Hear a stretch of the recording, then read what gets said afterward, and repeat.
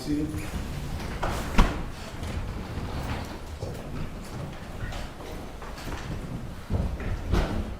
Good afternoon. Good afternoon. I got tied up, sorry, I'm late. This is case number 25 CF21, People versus, is it Herpstreith? Herpstreith? Sorry. I'm Charles Colburn with the County Prosecutor's Office, Your Honor. I'm the special prosecutor in this case. Thank you, Mr. Colbert. Joe Knack, Your Honor. Thank you, Mr. Knack. This matter comes today for preliminary hearing, if I'm correct. And is it the parties' desire still to proceed to preliminary hearing? Yes, sir. Yes. We're prepared, yes, sir. All right. Prepared to call your first witness? Yes, sir. Calling Matthew Kipping. If I could, Judge, just one preliminary matter. I know the court's aware, and I'm just concerned going forward. The press is allowed into the courtroom, obviously, that's fine, and they've got recording equipment. But I know at the last hearing, they had microphones on the bench, and I don't know if they're up there again today or not. My concern is if we could find out, or if the court could issue some order as to where microphones are going to be placed, where they're going to be at, and what they can pick up. And furthermore, that no conversations between myself and my client are subject to being recorded, and nothing on the counsel tables are subject to being recorded. We're in pretty close quarters here, and I'm just trying to protect the sanctity of the courtroom here. Sure. The prior order that exists as far as media coverage was entered before I got assigned to this case. So I don't know if both parties are still in agreement with that order. If there's things that should be amended with that order, I guess this is the proper time to bring that up. I'll entertain any of those positions that you have, but I think to Mr. Knack's point, any conversations that could be picked up or overheard between him and his client, no microphone should be in the vicinity of that table to avoid that happening. I prefer that they not be on the bench up here, but placed around the courtroom, I think that's appropriate. That being said, I hope that that covers the majority of your concerns, Mr. Knack. That's fine. If there's just some way, I don't know who we need to find out where they're going to be placed from. If that would be the bailiffs in the courtroom, if they would know that in the future, or who we could check with to find that out. So, I think the best procedure would probably be media let counsel know, and there'd just be a standing order approving where they could be. that's great. Thank you. So after this, that'll be the order of the court, was that you get a list of suggested places, coordinate with both counsel, and then the standing order will be, those will be the only locations where microphones would be allowed. With that being said, is there any other issues as it relates to media that you wanted to bring up, counsel? Not for the state, Your Honor. Thank you. Defense? Nothing, Your Honor. Thank you. All right. And I think you said Officer Kipping? Kipping, yes, sir, Your Honor. All right. If you want to come and take the witness stand. You do solemnly swear that the testimony you shall give in the case now on trial shall be the truth, the whole truth, and nothing but the truth? Yes, I do.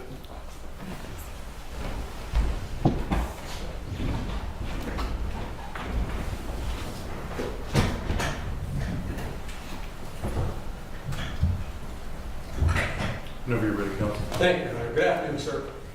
How are you doing? Could you tell us your name and occupation, please? Matthew Kipping. I am a special agent with the Illinois State Police. And as a special agent with the Illinois State Police, what are your responsibilities? So we conduct homicides, sex crimes, crimes against children, financial cases, public integrity cases, officer-involved shootings. And have you been involved in the investigation of the death of Jackson Kradle, which occurred in July of 2024? That is correct. Let's take your attention back to the early morning hours of July 28th, 2024, around 3:33 in the morning. Did a call come into the Carroll County Sheriff's Department dispatch? Yes. And is the dispatch line, is that different than the 911 line? Yes, that is correct. All right. So this came into the dispatch, and who did that come in from? Matthew Herpstreith. And is that the defendant in this matter? That is correct. Do you see him present here in court today? Yes, I do. Would you point him out to the judge, please? Yes, he's sitting right by the defense there with a dark blue polo t-shirt. I'd ask the record reflect the witness has identified the defendant, Your Honor. It should so reflect. And was this call from the defendant recorded? Yes. All right. And what, if anything, did the defendant say during this call to the Carroll County Sheriff's Department dispatch? He stated that they came across a body in the roadway, and that he was with Amy Hubble, who was also part of the EMS, and that the subject was unresponsive. Did he say that there was a body laying on the road? Yes, And did he say that we stopped to check on it? that is correct. Is this location north of Mount Carroll on Route 78? Yes, it was just south of Loudon Road.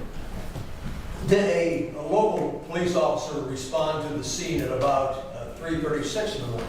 Yes. And what officer was that? Officer Scott Mark with Mount Carroll. And he was the first officer at the scene, is that correct? That is correct.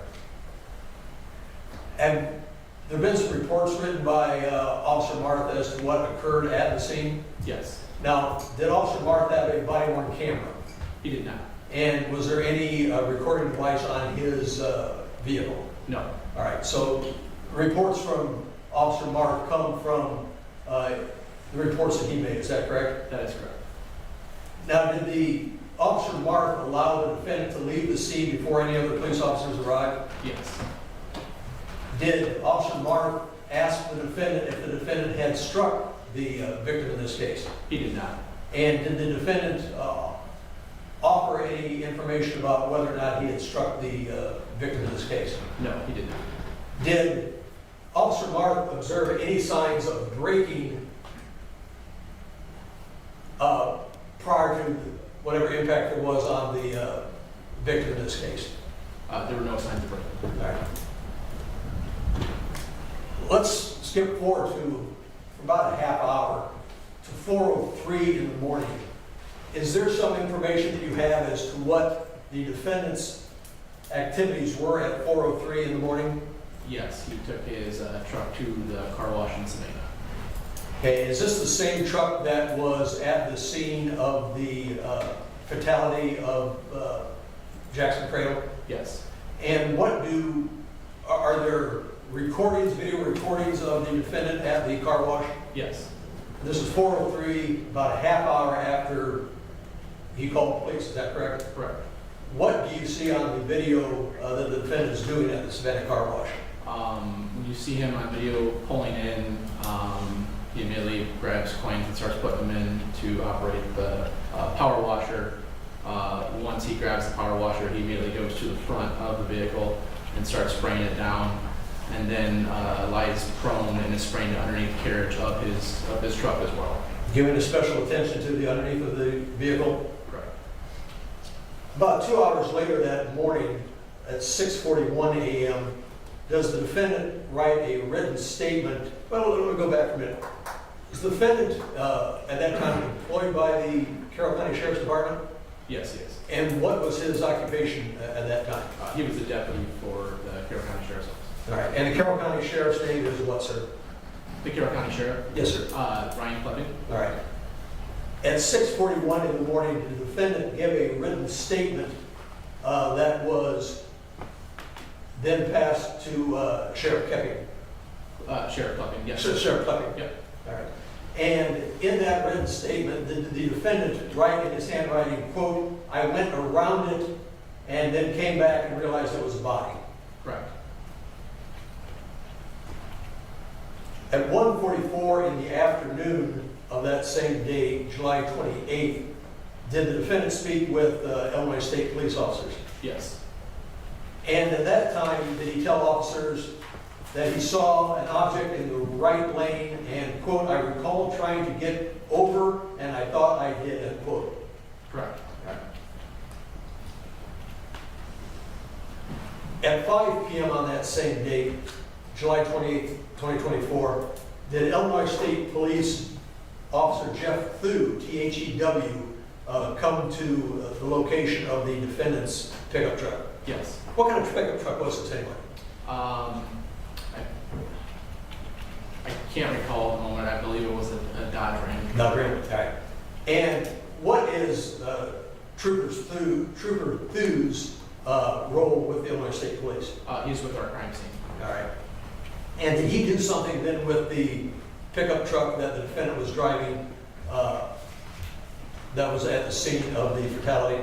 Yes, he inspected it, specifically going underneath the undercarriage and grabbed certain material, collected it for evidence.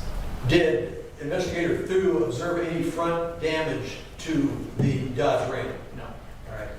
And he collected what appeared to be some type of material from underneath the Dodge Ram? Yes, I believe he described it as a gelatinous material. And at this point, you did not know, investigators did not know if the defendant was involved in hitting Mr. Kradle at all with his vehicle, is that correct? Correct. So at this time, the samples were submitted to the lab for analysis, is that correct? Correct. In order to determine whether or not there was some involvement with the vehicle, is that right? Yes. All right. The next day, July 29th, 2024, at about 12:42 in the afternoon, did the defendant speak with Illinois State Police officers again? Yes.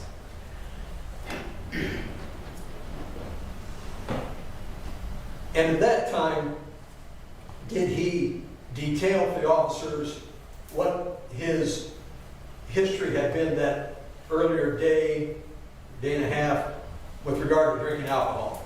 Yes. And when we say drinking history, are we talking about, in all cases, drinking alcoholic drinks? Yes, that is correct. All right. According to the defendant, his history of drinking the night and day before, July 27th and 28th, when did that start? I believe it started at a retirement party approximately around 5 o'clock at the Copper Cow. And what did the defendant say he'd had to drink? And this would have been on July 27th, 2024, is that correct? That is correct. Starting about 5 o'clock in the afternoon? I believe so. All right. What did the defendant say he was drinking at the Copper Cow 3 or 4 drinks from about 5 to 8:20 in the evening? I can't remember the exact amount, but I know it was a few. It was more than 2. All right. And did he indicate then he went to Jason Houston's home from 8:30 to 11:30? Yes, that sounds about right. It was an after party that he went to. The defendant indicated he had at least one alcoholic drink there. Correct. The defendant indicated that he went to the Sandburr Tavern from 11:15 to 12:30 in the morning. Yes. And the defendant indicated he had at least one alcoholic drink there. Yes. And then the defendant indicated that he drank to the close of the city side at 2 a.m. on what would have been July 28th of 2024. Correct. Okay. Now, had the defendant been in the presence of any of his family members during that evening? Yes, I believe his wife was with him up until they left the Sandburr. I believe he dropped her off approximately 12:45 a.m. And that was he dropped his wife off at their home in Savannah, is that correct? That is correct. And Savannah is about 10 miles due west of Mount Carroll? Correct. And that was about 12:45 in the morning, is that right? That is correct. Did the defendant say he met up with any co-workers after he dropped off his wife? Yes. And who had he met up with? He met up with Amy Russell, Kayla Russell, Amy Hubble, I believe Shay, I can't recall his last name. Right. Those were the 3 that come to mind. And Amy Hubble and Kayla Russell, he met up with at the city side, is that correct? That is correct. And all 3 of them traveled to Amy Hubble's residence in Savannah, according to the defendant, is that correct? Yes. And at that point, according to the defendant, did all 3 get in the defendant's truck and begin to drive around? Yes. Now, did you have a chance to speak to other individuals about the defendant's drinking of alcohol during the evening of the 27th and morning of the 28th. Yes, throughout the investigation, there were other agents that spoke to other individuals. Right. And one of those persons who was interviewed, a Jackson Houston. Yes, What did Jason, and Jason is spelled Jayson, is that correct? I can't recall, I did not do that. All right.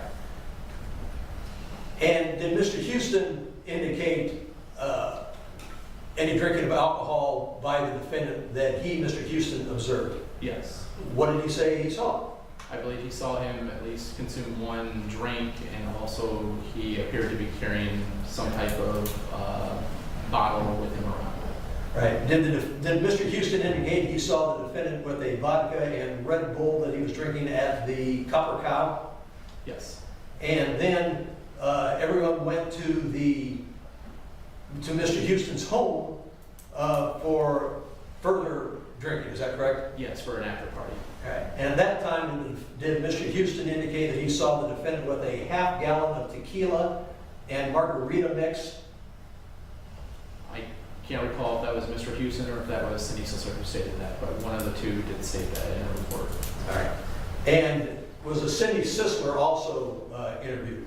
Yes, And did she give some reports of the defendant's consumption of alcohol that evening, the 27th morning of the 28th? yes, She indicated that the defendant was drinking Tito's vodka at the Copper Cow? yes, because I believe she states that the defendant actually gave her a sip of the drink, and she said it was strong. And did Cindy Sisler also indicate that the defendant had a, quote, handle of alcohol at Jason Houston's house? Yes, All right. Kayla Russell, did officers have a chance to speak with her? officers spoke with her, and then also during the coroner's inquest, she was spoken with again. So, And she also made statements with regard to the defendant's consumption of alcohol on the 27th and 28th, is that correct? yes, specifically during the coroner's inquest. And she indicated that the defendant had at least 2 drinks at the Copper Cow during the retirement party. Yes, And, One moment. Are you still talking about Cindy Sisler? Okay, we're talking about something. I'm sorry, what's her? Are you still talking about Cindy Sisler? This is Kayla Russell. Okay, thank you. Sorry. Sorry about that. Did Kayla Russell indicate that she observed the defendant have at least 2 alcoholic drinks at the Copper Cow during the retirement party? yes, And did Kayla Russell also indicate that from 11:30 to around 10:30 at Jason Houston's, that she observed the defendant drinking tequila with fruit punch? Is that correct? correct. And did she also indicate that the defendant also had apparently a shot of alcoholic liquor at that time? Yes, Did Kayla Russell also indicate then at the Sandburr later on, the defendant had a shot of alcohol? I can't recall if that was the Sandburr or if it was Sippy Side, but she did, in her statement, she did make that he did consume a shot at one of those 2 places. She also indicated he had a drink of McGillicuddy and Red Bull. Yes, And did Kayla Russell indicate the defendant was drinking and doing the gambling machines at the city side? yes, All right. Did Kayla Russell then indicate that all 3 of them, she, Amy Hubble, and the defendant went to Amy's house in Savannah? I believe after leaving Sippy Side, they all, or they met up to grab Amy, and then they went to a camper owned by the defendant. All right, and the camper was owned by the defendant, is that correct? Correct. All right. And what did Kayla Russell say happened when the 3 of them got to the camper? She said that she stayed in the backseat of the vehicle while Amy Hubble and Matthew Herpstreith went inside the camper for approximately 10 minutes. All right. Did the 3 of them subsequently drive away from the camper? Correct. And at this time, they went to Kayla Russell's house in Mount Carroll, is that correct? Correct. And did Kayla indicate that both the defendant and Amy Hubble were drinking alcohol in the pickup truck from the camper to her residence in Mount Carroll? She stated that she saw alcohol. She did not recall if she saw them grab it from the camper or it was left over from the City-side bar when she left. Right. But she did see the defendant and Amy Hubble drinking alcohol in the vehicle on the way to her home, Kayla's home in Mount Carroll. Correct. And they got to Kayla's about 3 in the morning, is that correct? Yes. Right. And how long did Kayla indicate that they stayed at her home there at Mount Carroll? I believe she stated approximately 15 minutes. All right. So around 3:15 or so, or sometime after that, the defendant and Amy Hubble leave, is that correct? That is correct. And they left Kayla's home in Mount Carroll. Correct. Right. Let's go to another issue here. It took a little while to identify the body of the individual that was found north of Mount Carroll on 78 on the early morning of July 28th, is that correct? That is correct. He was identified in a little bit of time as 18-year-old Jackson Kradle, is that correct? That is correct. Did we find out how Jackson Kradle got to that location? We were never able to find a definitive answer. The last information we had was that he was with his girlfriend at his residence, in which she stated that he had taken off from the residence. Okay. He had been at a party with other individuals earlier north of Mount Carroll, is that correct? Yes, there were reports of him throughout the course of the investigation that he was attending a party that was north of Mount Carroll. Okay. And at some point, did he lose his, or misplace the keys to his vehicle? Yes, that was reported. So his vehicle was parked at the party north of Mount Carroll, is that correct? Correct. Okay. And then you learned from Mr. Kradle's girlfriend that they went back to their home, or Mr. Kradle's home in Mount Carroll, is that right? Yes. Okay. And at that time, from that location, that's when you learned that Jackson Kradle left the home in Mount Carroll, is that right? Yes. All right. And the location where his body was found, is that directly on line from the residence at Mount Carroll and the location of the party where his pickup truck was still located? Yes, yeah, there was a couple different routes where he possibly could have taken. The Trinity Ridge cameras were unable to show exactly which route he took to get there. Okay. How was he dressed? He'd only had some swim trunks on, no shirt, no shoes, no socks. Okay. And what color trunks? I believe they're blue. Okay. Was there an autopsy performed of the body? There was. And did that turn up a BAC of 0.19 Correct. and also positive for THC? Correct. And the autopsy was done by Dr. Mark Peters, is that correct? Correct. And did he opine that the injuries were consistent with the body being face down at the time of impact? Correct. And also that the vehicle would have rolled over the victim's feet first and the victim's head last? Yes. And that the body was parallel to the traffic flow there on Route 78, is that correct? Yes. It was Dr. Peters' opinion that the victim was already on the ground when he was struck, Yes. and the doctor gave the opinion that there was no evidence of an impact injury indicating that the victim was not standing or moving at the time of impact, is that correct? Correct. Now, among the witnesses that were interviewed was Amy Hubble, is that correct? Yes. And we've heard her name mentioned a few times here. She lived in Savannah, as did the defendant, is that correct? Yes. And that location is about, as we said, about 10 miles west of Mount Carroll. Does that sound right? Yes. However, when they left Kayla Russell's house around 3:15 or sometime after 3:15 from Mount Carroll, did they go, they did not go directly west to Savannah, is that right? Can you repeat that?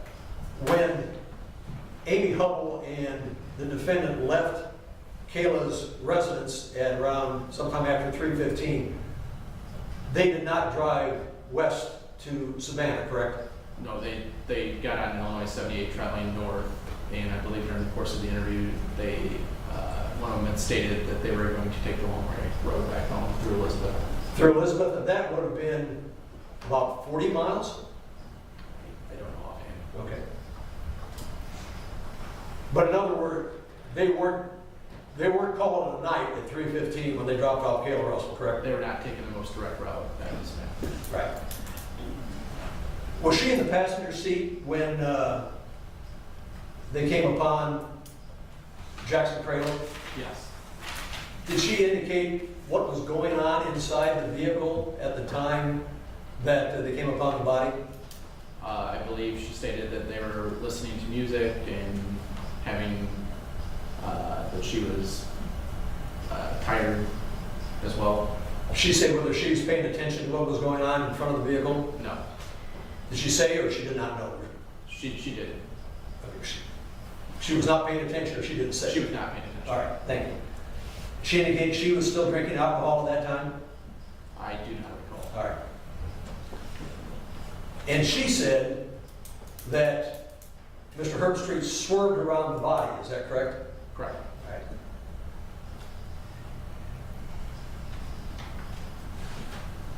And she never admits that they struck Jackson Kradle, is that correct? Correct. She was interviewed twice and she did not admit that. All right. During the investigation, you had received the cellular phones of both the defendant and Amy Hubble, is that correct? Yes. Were you trying to find out if there had been any text between the two of them before or after this incident? Yes, we're trying to find text, data location, anything that would have showed their whereabouts and movement. Anything unusual about the texts that were on the cell phones? Throughout the course of the investigation, we were told that there was a certain text that was supposed to be on the phone, however, we could not find that on there. Okay. Were there a number of texts that were deleted between the two of them as well? From what I recall, during the extraction, there appeared to be some text that had been removed. On July 30th, did Amy tell police officers that they would find a text from her to the defendant about, quote, getting on the same page, unquote? Correct. And did she say that she's afraid that that would look bad for the two of them? Yes, And that's the text that you were not able to find, although she told you that it existed. that is correct. And there are a number of texts that were deleted, is that correct? I can't recall. All right. Now, the state police did analyze the tissue that was recovered from underneath the defendant's truck for DNA, is that correct? Yes, And they did come back with an analysis that found it to match, that body tissue to match with Jackson Kradle, the victim in this case, is that correct? correct. And that tissue was found underneath the pickup truck, is that right? Yes, Right. And it was Dr. Peters' opinion that the truck rolled over or went over the top of the defendant, is that correct? yes. All right, thank you. That's all the questions I have, Your Honor. Mr. Mann, any problems? Just briefly, I just want to be clear, is it Officer Kipping or Inspector Kipping? The title is Special Agent. Special Agent, Yes. okay, I just want to Okay. be respectful. Special Agent Kipping, you've testified that several people saw my client drinking earlier in the evening, correct? Correct. At, I think you said the Copper Kettle, and then at a party afterwards, correct? I can't recall if it was the Kafka, but as far as, oh, you're sorry. I thought we were talking about Jackson here, so can you repeat that question? No, back up. My client, Matthew Herpstreith, you testified that there's some people saw him drinking at the Copper Kettle, is that correct? Yes, And the most anybody saw him drinking, there was a couple of drinks, is that correct? correct. They saw him maybe carrying some stuff around, some other alcohol around, is that correct? I believe that was during the after party. Okay. And there were several people at both of these parties, is that correct? Correct. I believe some of the people that were at the retirement party were also after some of the same people that were at the after party. Okay. And the people that you spoke to regarding Mr. Herpstreith's consumption, nobody indicated to you that he was intoxicated, is that correct? They were unable to determine that. Okay. So he had a few drinks at a couple of different spots throughout the evening, is that correct? That is correct. Okay. The,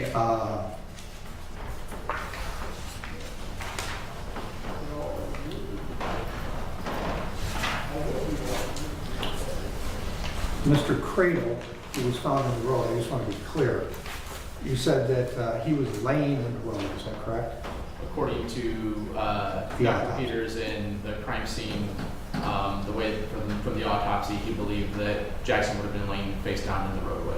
Okay, and this is at about 3:30 in the morning, give or take a little. 3:30, correct. Okay, so he's lying in the road at 3:30 in the morning, and I believe he's parallel with traffic, correct? Not perpendicular, he's laying the way traffic flows, correct, to be clear? From what crime scene and from what Dr. Peters was saying, yes, I personally was not there. Okay, and his feet would be the first thing that my client would see coming down the road. In other words, when my client came upon the body, he'd come upon his feet first, not his head. Correct. Correct? Correct. Okay. He's lying there at 3:30 in the morning in a swimsuit. Correct. No shoes, no socks, no shirt, no hat. Correct. He's .19, is that correct? His VAC. Yes. And he's got THC in the system. He does. And how old is he? 18 years old. Did you, through your investigation, ever learn that he had a medical card for the consumption of the THC? Not that I know of. Okay. The vehicle of my client's that was, my client at some point that evening called law enforcement to say that there was a body in the road, is that correct? Yes. And my client called law enforcement and said there's a body in the road and it's not responsive, is that correct? Yes. My client stayed at the scene until law enforcement showed up, is that correct? Until Officer Scott Marsh showed up. Correct. Okay, which would be law enforcement, correct? Yes. He completely cooperated with the officer, is that correct? As far as you know? As far as I know, we don't know the exact conversation that was had because Officer Mark did not have a body camera. He also did not have a squad car. Just based off of Officer Mark's report. Okay. That's what we're going off of. So he reported to the scene as what I would call the initial officer. The first responder, correct? Okay. Because it was outside of, and it should have been, it was Carroll County Sheriff's Office jurisdiction, but he was the first officer to the scene going out. Okay, and my client is at the scene, is that correct? That is correct. Amy Hubble was at the scene, is that correct? That is correct. And she tried to perform life-saving measures, but couldn't do it, is that correct? From what I understand, she did not try to perform life-saving measures. Okay, is that because she knew he was dead? I don't know why she decided not to. Okay, my client's truck is at the scene. Yes. Okay, at some point, the officer in the scene tells my client to go home, is that correct? Officer Mark, yes, advised them they could leave. Okay, my client didn't leave the scene voluntarily, correct? I mean, in other words, he didn't leave the scene and stay at the scene. He stayed there until he was told he could leave. Yes, based on the statement from Officer Mark, yes. Okay, and Officer, is it Roth? Mark. Mark. M-A-R-T-H. He's been interviewed in this, has he not? Yes. Did he give you any indication that he thought that my client was intoxicated? He decided he was never close enough to determine that. Okay, so he gave you no indication that my client was intoxicated?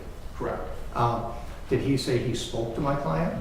He did say yes. Did he say that my client was out of his truck when they spoke to each other? Yes. Did he say that they were in relatively close proximity to each other? Did he give you any indication? His first initial report stated that they were relatively close to one another, but then a few days later he amended that report and stated he was actually further away than what he thought. Okay. My client then left the scene, is that correct? That is correct. He then went, washed the vehicle, correct? Yes. Then came back to I'm going to call it the police department or the sheriff's department, and gave a written statement at the request of the sheriff, is that correct? I believe throughout the course of the investigation, he would have left Savannah to go home and then waited a couple hours until approximately it was 6:41 is when he wrote the official statement or what he put on there for the time. And I also believe throughout the course of the investigation, I don't recall Sheriff Klepping ordering him to come in and write that. Okay. Do you know if he was, I don't know what their policy is per se of coming across something like that. do you know if he was requested to come in by somebody in law enforcement? I don't know, I can't recall. Okay. So is it safe to say he was either requested or he voluntarily came in Correct. and gave a statement? Correct. Is that correct? A written statement, yes. And he came back to law enforcement, is that correct? He came to the sheriff's office. Okay, and that was 4 hours after the accident, is that correct? It's 6:41, so whatever the math is. That's about 3 hours. Because about 3:30 is when I think you said the call came in, is that Yes. correct? So about 3 hours later, he was back. And at that point, nobody indicates that they think he's intoxicated or they don't take any steps to take blood or breath from him, is that correct? I don't know who was on scene or who was working that night. Okay. I believe they were all actually at the scene of where the victim was, so I don't know how many personnel they would have Okay. actually had there. But it's safe to say that when he came back to the sheriff's department, somebody was working there. Somebody had let him in, correct? He might have also had keys because he works for the sheriff's office. I don't know how he got in. Okay, so it's safe to say you don't know what happened when he came back to the sheriff's department? Correct, I don't know. Everybody was, there was probably a dispatcher there, and I've worked through Carroll County before. There's not too many deputies that are working and stuff at that time of the day. But it's safe to say that nobody has come forward and said that there was any sign of impairment when he showed up there at 6 o'clock in the morning. As far as I can recall. His vehicle, there's no damage to the front of his vehicle, is that correct? Correct. Had the body been run over in the sense that his feet, if we're going north to south, if his head's north and his feet are south, did the tires of the vehicle run over the vehicle or did the body go under the vehicle between the tires? Do you know? It appeared that it was straddled. We did not find any tire marks on the body. Okay, so the vehicle went over the body, is that correct? Correct. All right. When law enforcement arrived on the scene, was the body still lying on the ground, head to feet, or was the body balled up in some way? I can't recall. I wasn't present. Okay.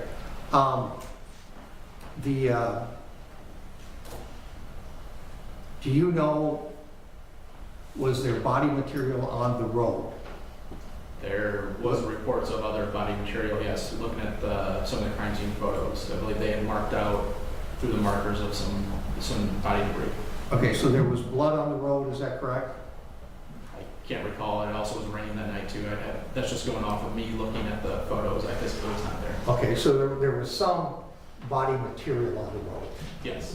Be it blood, brains, something else, there was body material on the road, Yes. correct? Okay. The material that was found on my client's vehicle was found on the undercarriage of the vehicle, is that correct? Correct. Okay.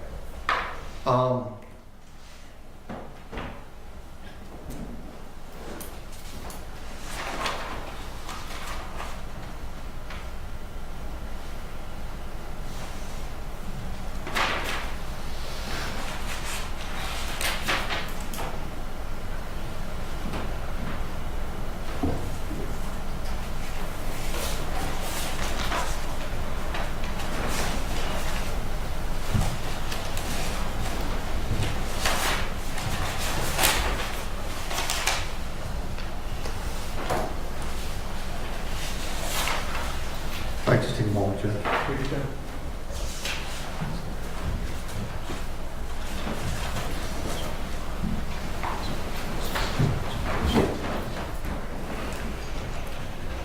I have nothing else in the special agent. That leaves any redirect. No redirect, Your Honor. Special Agent Knight, you can step down. You have any other witnesses? No additional evidence, Your Honor, on the issue of probable cause. Mr. Knapp, do you have any witnesses or evidence you'd like to present? No, sir, I do not. Mr. Colburn, any argument? Just very briefly, Your Honor, I believe we have shown that there is probable cause to believe that any number of offenses occurred during this time period. The defendant's charged with 2 offenses involving recklessness. We believe that his driving at 3 in the morning after drinking for 10 hours, running right over the stationary victim without any braking, without any swerving, indicates that he's not paying attention, left the scene as soon as released, went straight to the car wash to try to get rid of some evidence, gave false information about whether or not he had struck the vehicle. I believe that all shows consciousness of guilt. So we believe that there is probable cause to believe that an offense has been committed in this matter. Thank you, sir. Mr. Jackson Yes, Your Honor. I know that, I realize what we're here for today, which is a preliminary hearing. I also understand that the burden's very low at this stage to get through that with the probable cause. But you gotta show something to get through this. The only evidence they presented is a few people saw my client drinking that night, earlier in the evening, okay, and a little bit throughout the evenings. Now, one person has testified that he was in any way intoxicated, impaired, acting strange, doing anything bizarre. They go from a retirement party that gets continued to a residence, and then he goes out with some friends afterwards. If I followed the prosecutor's logic, he maybe had 2 or 3 drinks at the Copper Cow, maybe a drink or 2 early after that at the party at the house, and then maybe a drink or 2 later. Okay, over the course of what we're looking at, almost 12 hours, 10 hours from 5 to 3 o'clock in the morning. All the stuff about dragging the girls around and things are to me, is pretty superfluous. The point here is the state charged my client with reckless homicide, and it states that shortly after 3 a.m. he drove, was not keeping a proper lookout. There's no evidence of that. Was inattentive to the roadway in which he was traveling. No evidence of that. Had been consuming alcoholic beverages. Okay, not a crime. And was otherwise distracted. There's absolutely 0 evidence of that. Furthermore, it states Jackson Kradle was a pedestrian. He wasn't a pedestrian, Judge. A pedestrian, although there's no real formal definition of the code that I can find, is a term pedestrian means any person traveling by foot and any mobility impaired person. Somebody lying in the roadway is not a pedestrian. What we have here, unfortunately, is a drunken teenager wearing a pair of swim trunks at 3 o'clock in the morning with THC in his system, lying down on the road like a pencil. Frankly, it sounds like a suicide to me. I'm not here to make that determination. Okay? My client comes up over the road at 3 o'clock in the morning. They don't know if he hit him or he didn't hit him. My client testified or went and gave statements. Wasn't sure if he hit him or not, thought he swerved around him. The special agent testified there's material on the roadway. Whether it's blood, brains, or whatever that's on the roadway, there's material there. Had my client swerved, that could have easily kicked up on his vehicle. Okay? Why he went and washed his vehicle, that's to be explained at some point. But I would submit to the court that's not unreasonable. You go through a fatality scene, you're driving your vehicle to go and wash it so you don't take that stuff home to your wife and kids who you drive around. Washing your vehicle is in no way a crime of anything. My client didn't try to conceal anything. He completely cooperated with law enforcement every single step of the way. More importantly, he called it in. He stayed at the scene until they arrived. He stayed at the scene until they told him to go home. When they asked him to come back, he did. When they wanted to come to his house, he let them. He didn't go get a lawyer. He didn't go try to hide anything at all. And unfortunately, this is an absolutely tragic situation. A young man's lost his life. And my client's being prosecuted for that. But there has to be something to go forward, Judge. And on these charges, I don't believe that even the element of probable cause to sustain these charges have been met. And I understand, as well as anybody, I've been in these courtrooms a lot, as has counsel, as has Your Honor. There is a threshold. It isn't much, but there is a threshold here. And I would respectfully argue to the court to hold my client over on these charges would be an injustice. Thank you.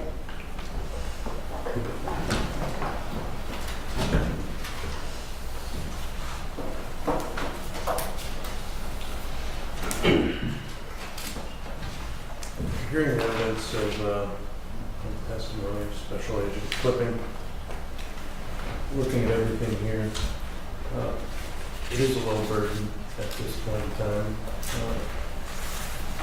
Mr. Kohlberg's tasked with showing something, as Mr. Mack says, and the court believes that he has. I will make a finding of probable cause. I think they've met their burden at this point of establishing that a felony has been committed. So there would be a finding of probable cause in this case. Would you like, Mr. Mack, would you like me to formally read and go through the regs, range, and penalties in this case. We believe that. All right. Moving forward, what would you like to do as far as the date's concerned? Council and I have spoken, Judge. I believe I'm going to be provided with discovery today. I'm going to probably need about 60 days to get that out. I've got people to whom I need to get it to be reviewed by. I think council is okay with about a 60-day date where I do that with my client, get it to my experts, and report back to the court where we stand. Council and I also spoke that if it's okay with the court, and council comes up from Springfield, it's a long drive, simply for status dates that are going to usually be relatively brief. If it's convenient with the court and it's convenient with council, I have no objection to conducting some of those by Zoom or coming in person. I'm the closest one here, so I'm kind of deferring to everybody else's schedules. All right. If it's just a status date, I don't have a problem with it being Zoom, especially based on the long amount of travel here. I guess when you say that, where do you want to zoom into, is I guess kind of the question, because everybody's coming from a different place. I'm coming from Mobile County, you're coming from Springfield Council, you're coming from Joe Davis County. So where do you want, I mean, do you want to use a Carroll County Zoom link, or do you want to zoom into my courtroom in Mobile County? I would assume we could just zoom into your courtroom, Judge. I think that would be the easiest for you and everybody else, but I'll defer to council on that. I don't care. Whatever platform we use needs to be something that the public can also access, as well as to see what's going on. So whatever works out best for the court and for all the rest of the parties in the case. I suppose, and I guess I'm looking at the clerk now, is this where we put people up when they zoom here, up here? So actually, all of us could zoom into here, including the judge and including all of us. You could be the host. Correct. And we could do that here. So maybe that would work out the best. Nobody's going to have to travel any farther than we would if it were zoomed into Your Honor's courtroom. Well, that's asking a lot of the clerk to host a meeting and coordinate all these schedules. Depending on the county, different clerks have different tasks when it comes to Zoom. Right. So, Well, yeah, I don't want to put any additional burdens on anybody else. So I don't know how they do the hosting here. It's usually through a judge's account. So a judge would have to link in and invite everybody. what I am going to suggest is that we pick a date out in mid to late August. And at this point, I'm just going to tentatively plan on it being here in person. Yeah. Until further notice is provided. Now, if the two of you talk, and I assume you will, and you feel that you want to deal with this status by Zoom, file a motion or something to that effect in advance, and we can coordinate how that Zoom can be coordinated in advance. So I guess I'd just say give me about 7 days notice of the filing of that, so that we can coordinate and everybody has notice as to where they need to be, what's going to happen in that regard. I think that would allow for maybe save you some time, Council. That's perfect, Your Honor. If I could, would the clerk accept a hand-delivered in-person filing? Yes. Okay. If it's all right with the court, I'm going to go ahead and file our 412 disclosure. I'm going to give this to the clerk and include some addenda. And I'm going to then hand the same to Mr. Knack, and it's all, everything's actually on the flash drive. I'm going to give this to Mr. Knack, and it includes, as I indicated, some addenda that is really an index of all the drop-down menus, so you can tell exactly where you're supposed to go on that drive. And Judge, I'll acknowledge receipt of that. And the other thing I would say, just, I guess, out of a point of courtesy, for me to be in the courtroom isn't a big inconvenience, and Your Honor is relatively close. I have no objection if Mr. Colburn would want to zoom in. Do you know what I mean? And we're here, then the public's here, everybody's available, if it saves him a 5-hour or 6-hour day. So I'll defer to you. Well, I appreciate that very much, and that, I do appreciate the courtesy.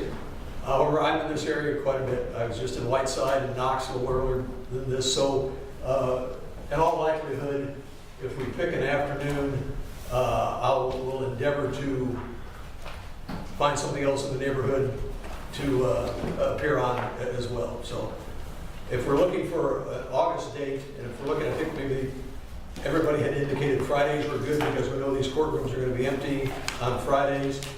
I will be available August 8th and August 22nd. And it looks like probably September 5th. Yeah, September 5th as well. If any of those work with the court and council.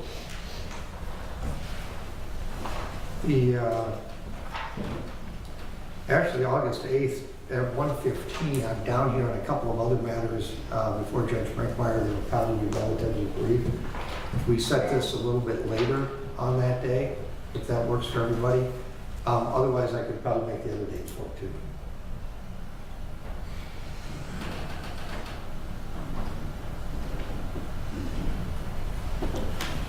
The September 5th date doesn't work for me. September 22nd date does work, that's wide open. Was that August 22nd, Roger? Right. So I just want, you said September, I believe. The first date, council had said September 5th. He went out into September 5th, I believe. Right, I started with August 8th and August 22nd, and then September 5th.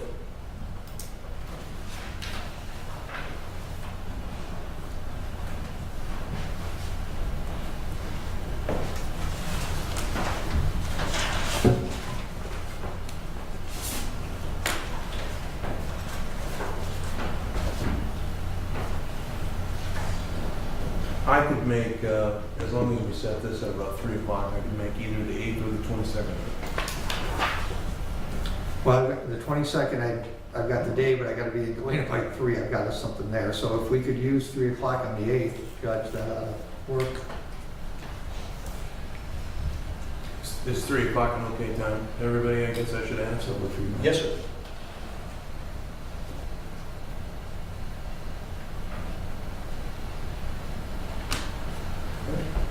Matter we continue out to August 8th, 3 o'clock in the afternoon. I guess as a matter that needs to be discussed, are there any pretrial release conditions that have been imposed in this case or need to be imposed in this case? I don't believe so, Your Honor. I don't believe under the Pretrial Fairness Act that we can make a showing or make a proffer that any conditions need to be imposed. So we're not asking that anything be imposed at this time. Very good. Mr. Knack, anything from you? Now, other than I had spoke with counsel with the discovery that he provided to me, he confirmed that there's nothing of any sensitive nature on there that prevents me from copying the discovery to provide to my experts. So, because we will be copying it and forwarding it to other people. As far as media and future camera placement, I don't know how you want to facilitate meeting with media to ensure where cameras are going to be placed in the future, but just so that that can be agreed, and I'm happy to sign an order. I would think, not to push the burden, I think the easiest way to do that is to speak with the bailiff when we get here and find out where they placed them. And if they just coordinate with the bailiff, then we'll know, and if we have an issue, we can deal with it on a daily basis. I guess what I'd ask media to do then is when you come in, write down where all your mics are, where your cameras are going to be. That could be reduced into an order, and that could be a standing order of where you'd be at every future court date, so that we know that's exactly what's going to happen. It seems to make the most sense to me. And we'll take that up as a first thing. Remind me if I forget. on August 8th. Anything else? Not from the state, Your Honor. Nothing, no. All right. Thank you. Very good, sir. Thank you very much.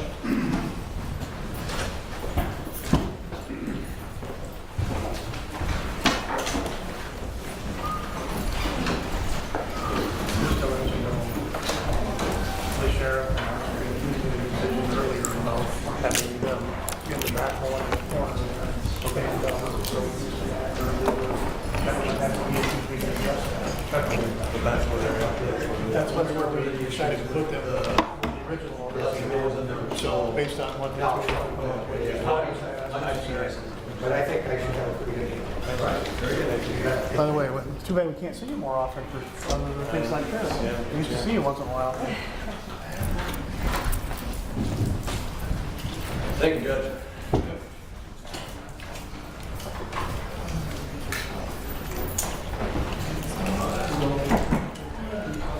Good, all right, thank you very much. Yeah. Yeah.